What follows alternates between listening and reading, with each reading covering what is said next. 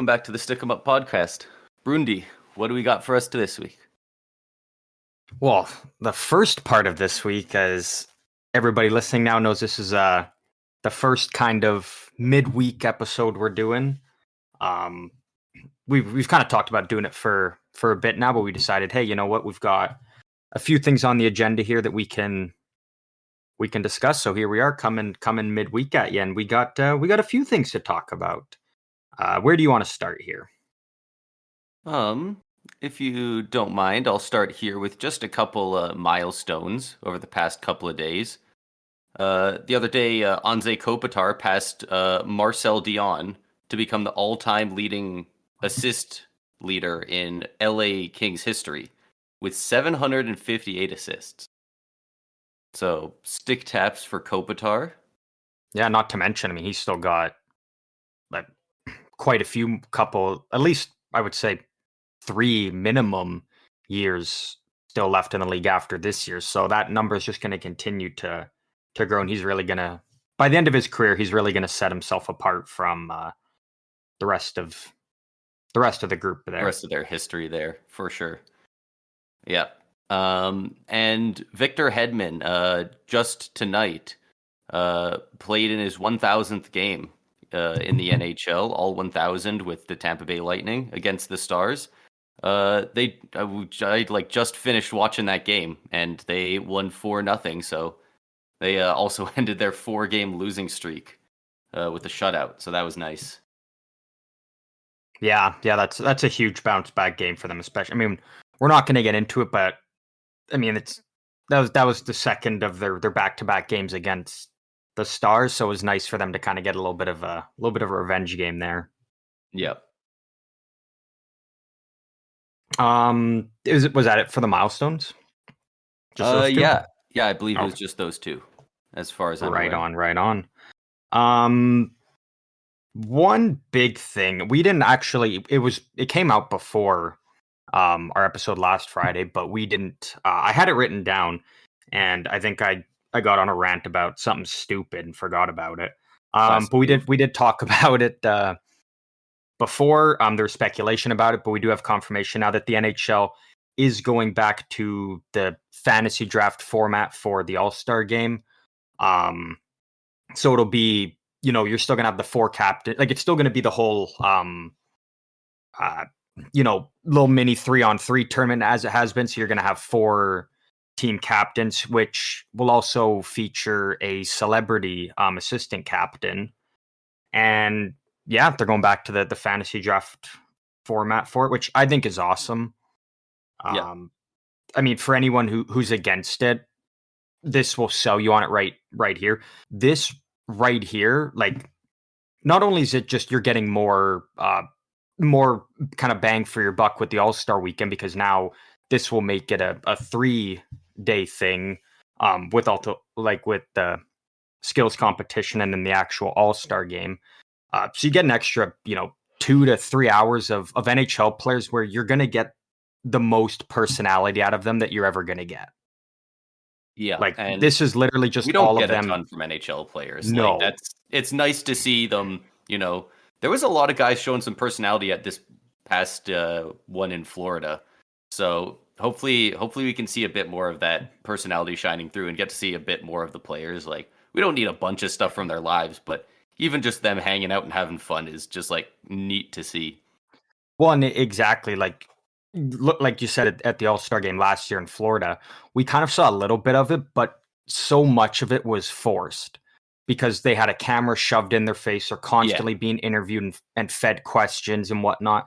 Like, this is going to be all of them just hanging out together. Like, they're not being forced to do this or this, or like they're just hanging out, having a good time with each other. So I think it's going to be awesome for the league. And again, it's just cool because now you get that, mixture of players together where you might see assuming McDavid's one of the captains, maybe he uses his first pick to draft Bedard in it. And then, because you normally wouldn't get that being in the Pacific and Central, but now you've actually got the opportunity to have different guys play together with each other, which I think will just make it a more fun, just make the All-Star game in itself a lot more fun.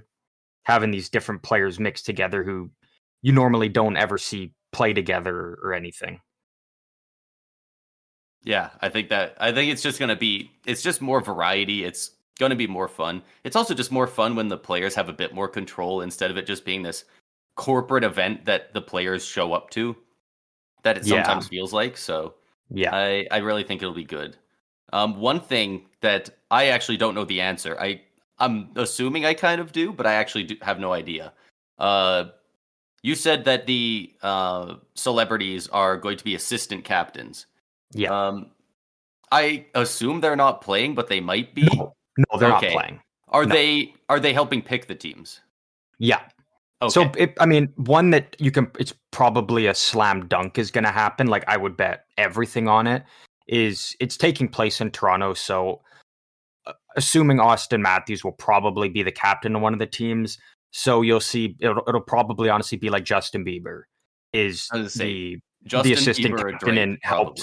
Yeah. helps Matthews pick his team. Also, this is the first time it's happened, and I think honestly, it's probably going to be more exciting than the actual NHL All Star little 3-on-3 tournament.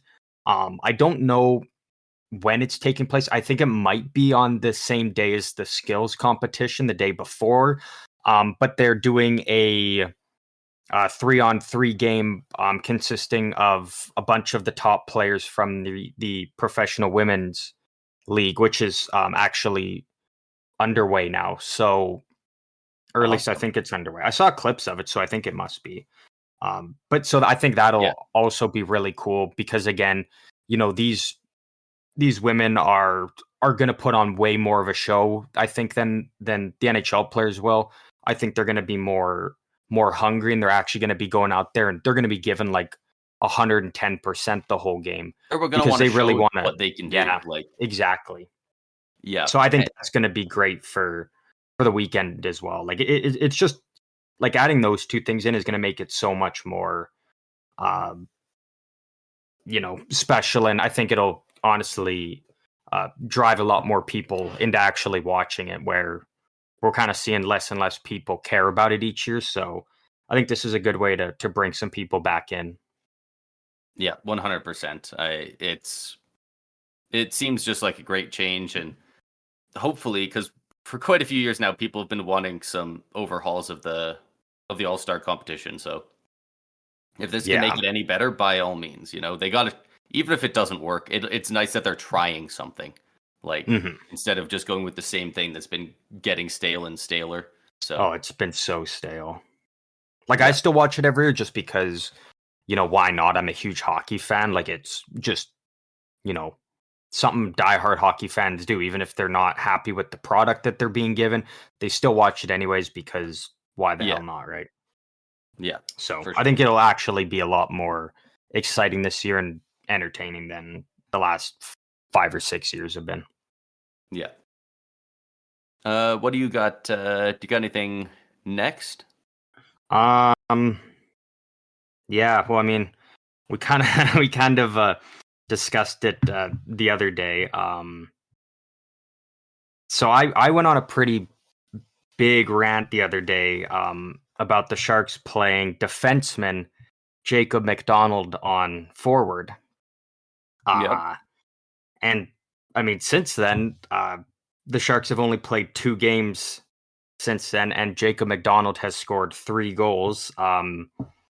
3 goals on 5 shots, I might add. So What a beauty. 60% shooting percentage since then. That was honestly quite a surprise to me. I apologize to Jacob McDonald because I mean a defenseman going up on forward and putting the puck in the net more than any of their other forwards the last 2 games is, well, maybe aside from Duclair, but also worth noting actually, we were talking about it on Friday when the Sharks were playing the Devils, and the Sharks had scored 2 goals, which was the first time this season in their 11th road game that uh, they scored more than 2 goals in a game. They got shut out in I think it was 4 of them, and then they only scored 1 goal in the other 6. That's brutal. So since then, in their last 2 road games, playing in uh, N- New Jersey New and New York. Jersey, and then yeah, in Madison Square Garden against the Rangers, the Sharks went from 6 road goals on the year. They're now up to 17, scoring Yeah. 6 against New Jersey, and then uh, putting up 5 against the Rangers the next game. So that's a pretty good bounce back for them, and that's probably got to give a lot of confidence to the guys there, where confidence has been really lacking for them, to say the least. Yeah, and that's some teams to do that against too. Even with some of the guys the Devils have been missing, the Devils are still a pretty good team. And I mean, the Rangers are like top of the league. They're like at the very least top 2 right now, I think. So Yeah, being able to put up, they lost, but Rangers like are first in the six to league. five, that's pretty good.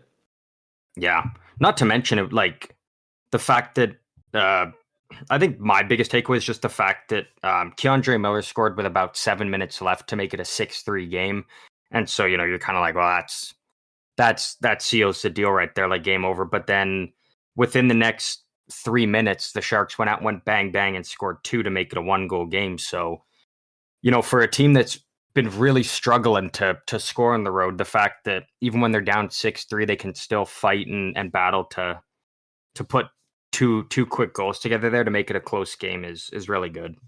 Yeah, So that's pretty awesome by no to see means, them still be rallying, that like it's moments like that where it's like there really is no tanking. Like there are some yeah, GM moves where I wonder if they're trying to tank, but I don't think the coaches or the players ever want to. no. I mean, the coaches, like the thing is coaches, maybe like if there's a behind the scenes, maybe conversation with the GM where it's like, hey, your job is safe and whatnot, but no players are ever going to go out there and purposely lose a game. Like that's just Yeah. that's not how it works in professional sports. So you could tell the players, hey, go out there and tank. We want a good draft pick. But the players are like, no, we have too much pride in ourselves. And, some players are They're fighting also for losing money off contracts that. and Yeah. yeah, and their place in the league. So Yeah, unless they go, hey, sign me to a 1 year, $8 million contract, and then I'll tank. Like, then we'll talk, because otherwise you're just taking money off the table. yeah, exactly. Right. Do you think Um, do you think McDonald is going to pull a reverse Brent Burns and stay a forward? I don't, I don't know. It's weird right now. Just because like San Jose has such a log jam uh, like with defensemen right now.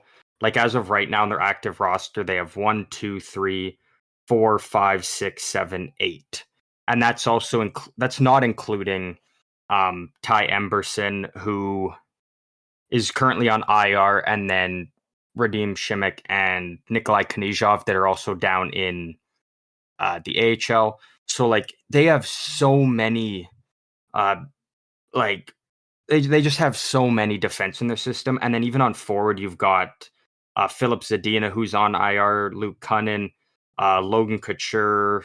Like, so once those guys come back, like there's not going to be a spot for McDonald to play forward.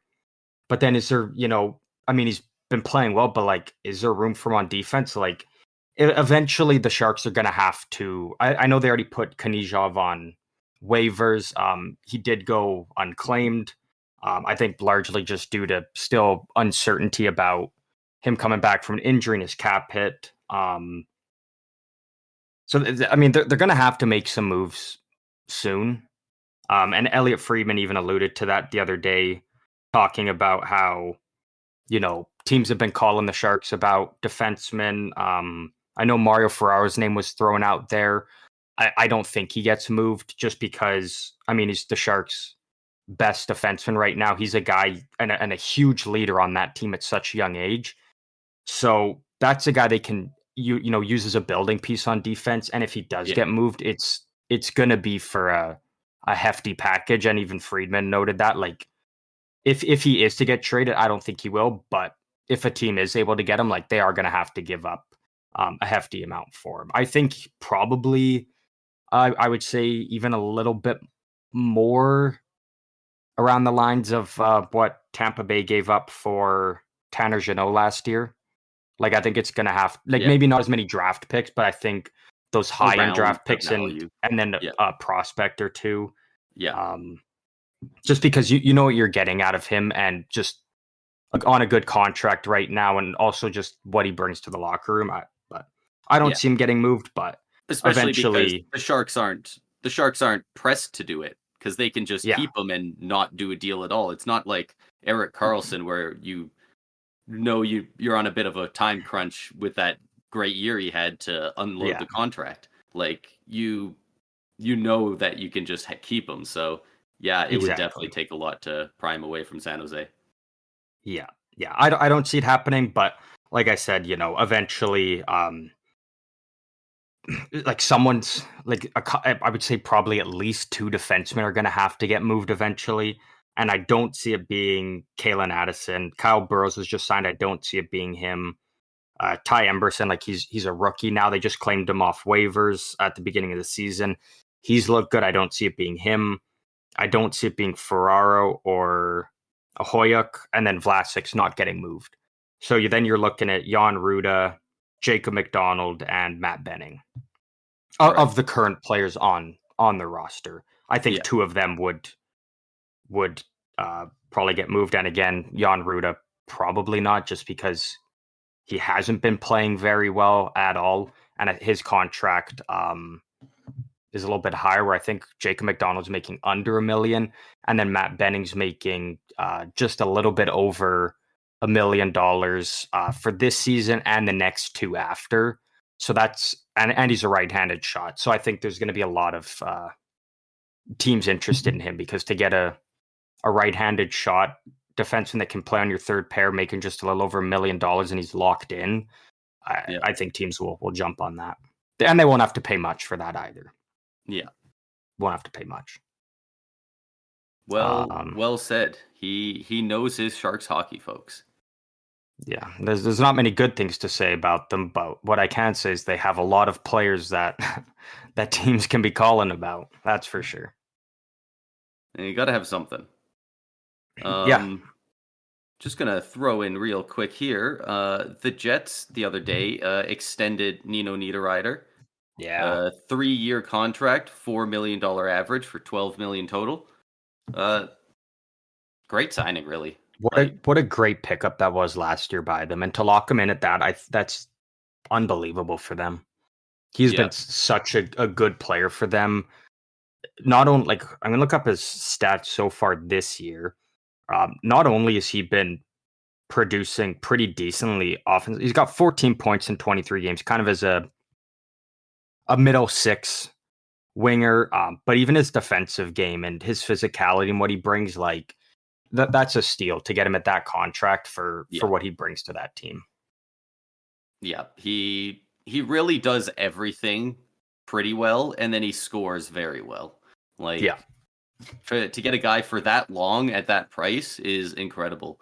The Jets have especially it's slowly been making some really good moves since the offseason. yeah, And like they're not a team that in my memory ever in hockey has ever been like a juggernaut, but like they're starting to look like they could be really scary.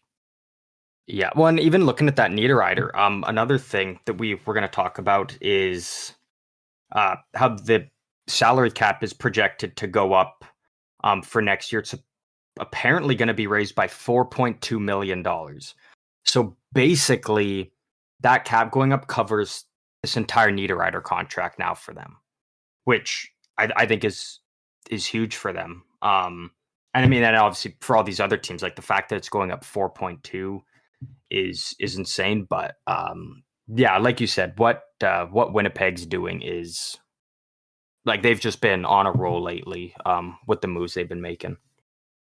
And what are they now? They're high in the standings, I'm pretty sure. They are doing very good. I'll bring up the Eighth in the standings. league. Eighth, and that's Ooh. league. That's not Yeah, conference. Yeah, that's the whole dang league. So yeah, I mean, and Niederreiter's been a big part of their success and where they're at right now. So Yeah, like you said, what was it, 16 points? That's pretty good in 23 games for a $4 million player. Yeah, and that's not even taking into account all the other things he does on the ice for him. Yeah. Um, if you don't have anything else right away, I'll just go over some of the league leaders currently. Yeah. Do you think? All right, so first, of course, we got points. Nikita Kucherov leading the way with 40 points, followed by Pasternak and Miller, both tied at 36 apiece. We got Brock Besser at 17 goals, and then we got Austin Matthews and Sam Reinhart, both at 16. For goals against average, we got Aiden Hill in Vegas with 1.8, 1.87, Cam Talbot in LA with 1.96, and Jeremy Swayman in Boston with a 2.08. And then for save percentage, we got Aiden Hill again, a 935. He's doing very well this year. Charlie Lindgren with a 934, and Jeremy Swayman with a 932.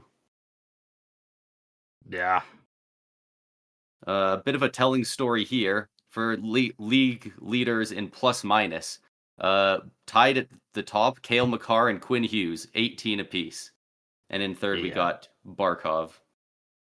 So that's those two defensemen are right up there. It is neck and neck for the Norris at the moment. Yeah, that's going to be a huge battle there for the Norris coming down between what's probably going to end up being those two. Like, I think that's kind of what the race is going to be throughout the season now.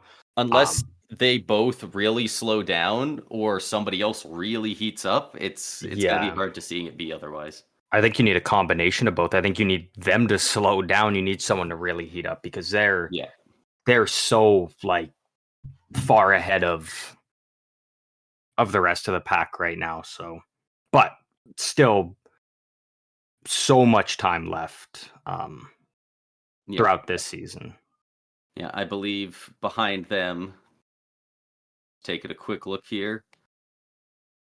Yeah, the next two defensemen in points, who are both tied at 25 points each, is Philip Hronik, who plays with Quinn Hughes, so no shot at winning the Norris there, and Victor Hedman.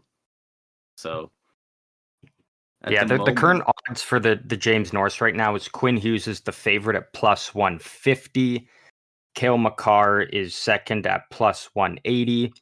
And then third is a tie between Dahlin and Heiskanen at plus 1,400.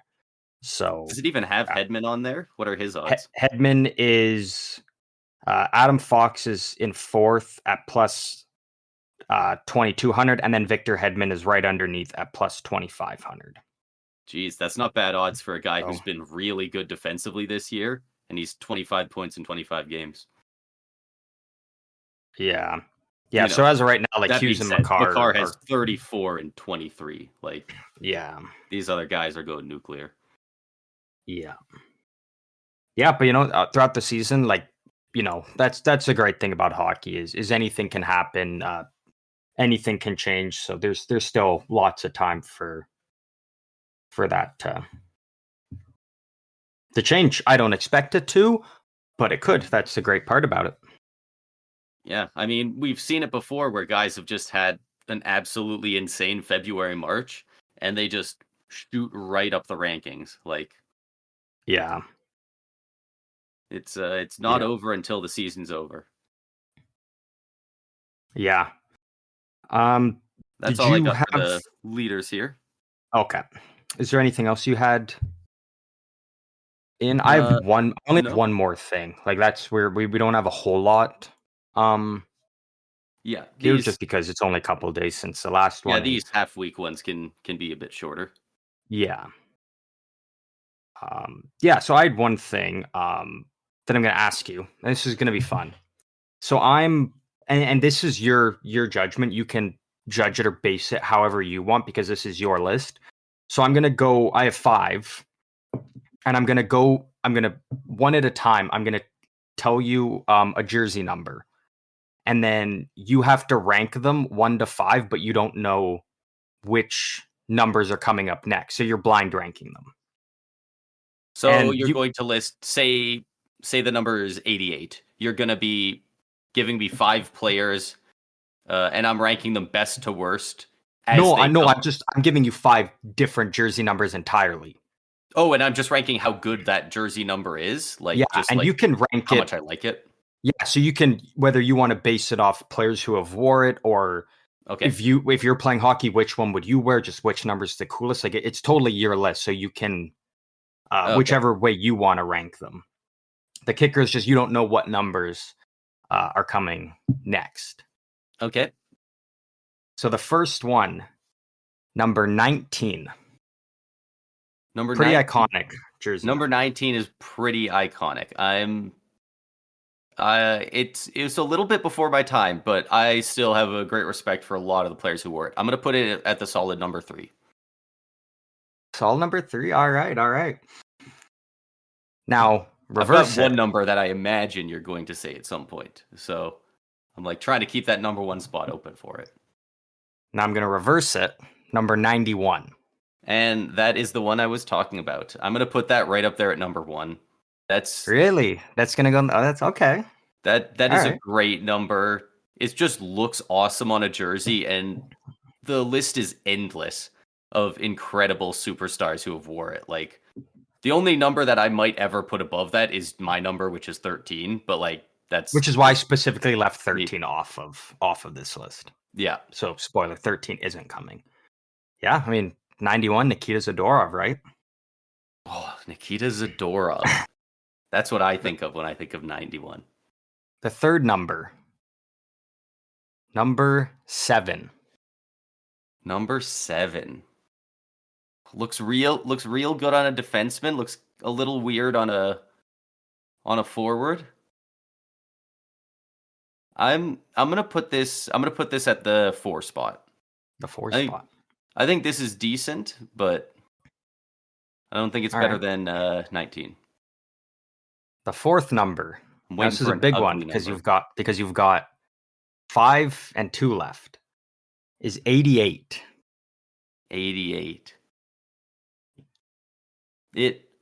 I'm obviously biased because Vasi wears it, but man, like that 8, like it's so symmetrical and nice. That's clean. So clean. That's got to be the number 2. It's clean. You're putting it at 2? You probably actually picked decent numbers for this. I was expecting one of them to be like a gross, like a 53 or something. But I'm like saving that bottom spot for any 50 number. Like, well, the fifth number that's going in your number 5 spot is 53. Is 53. So there you go. Holy shit!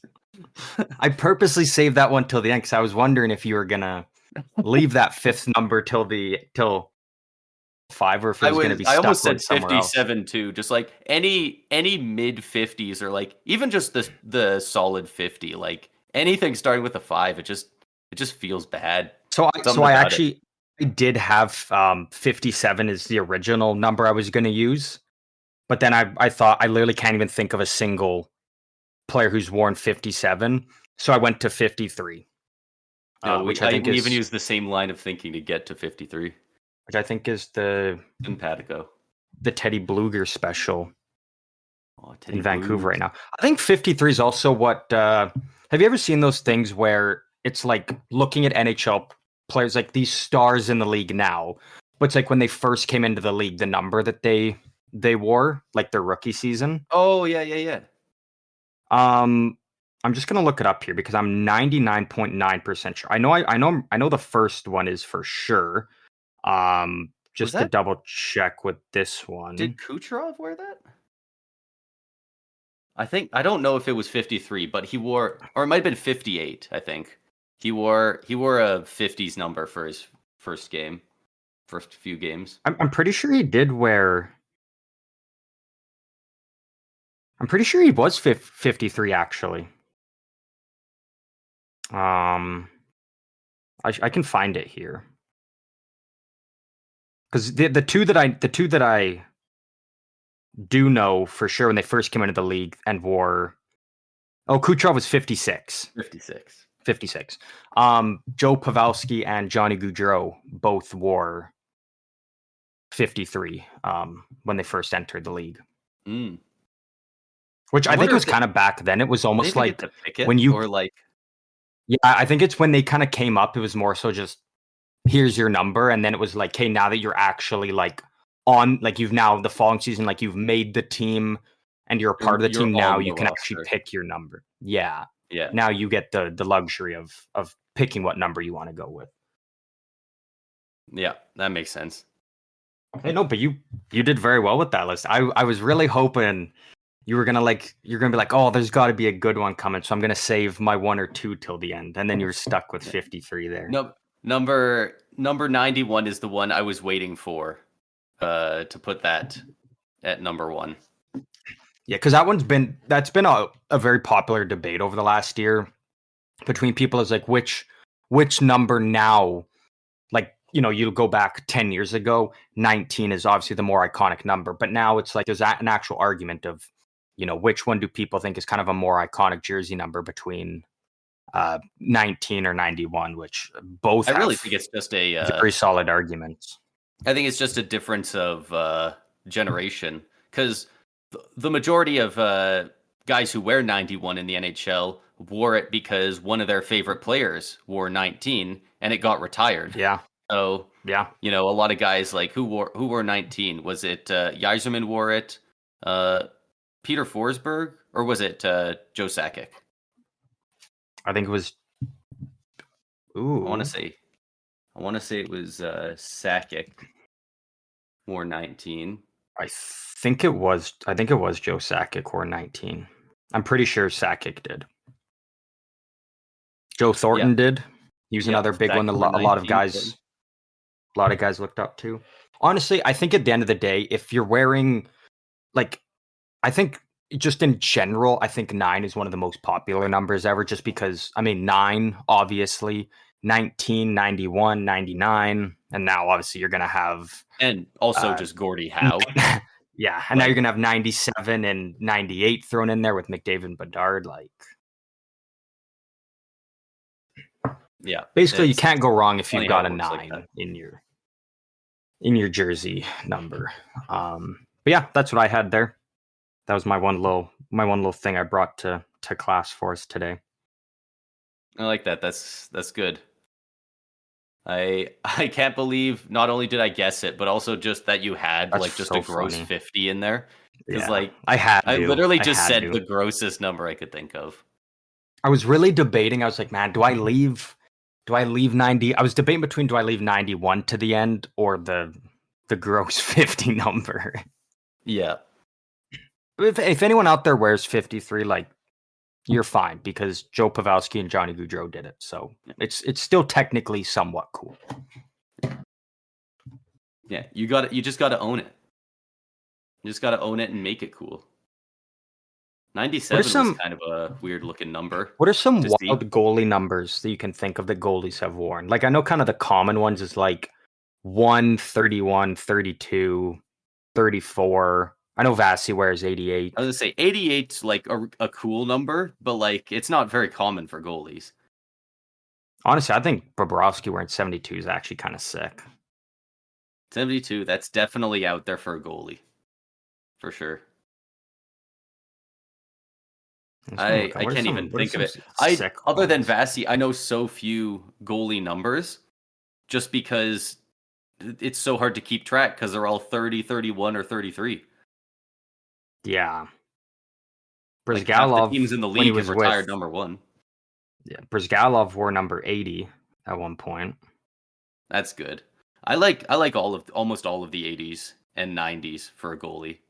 Honestly, you know what I think is actually a really sick goalie number that we don't see as much nowadays is 33. Yeah. I think 33 is a pretty... I think that might be the only time a 50's number works. A 55 on a goalie. I think any double digit, like a copy number, like an 11, a 22, a 33, I think any of those would look good on the back of a goalie. Actually, yeah. Maybe not 11. I think 11 might look a little weird. Depends on the font, maybe.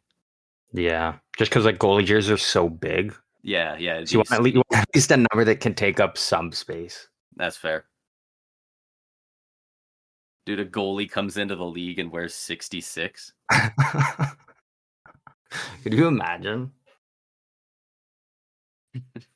That would be Dude, I nuts. just imagine a player coming over from like Finland or something, and for like whatever reason he just like never really watched a ton of NHL, and he just like asks for number 99. He doesn't know that it's retired league wide.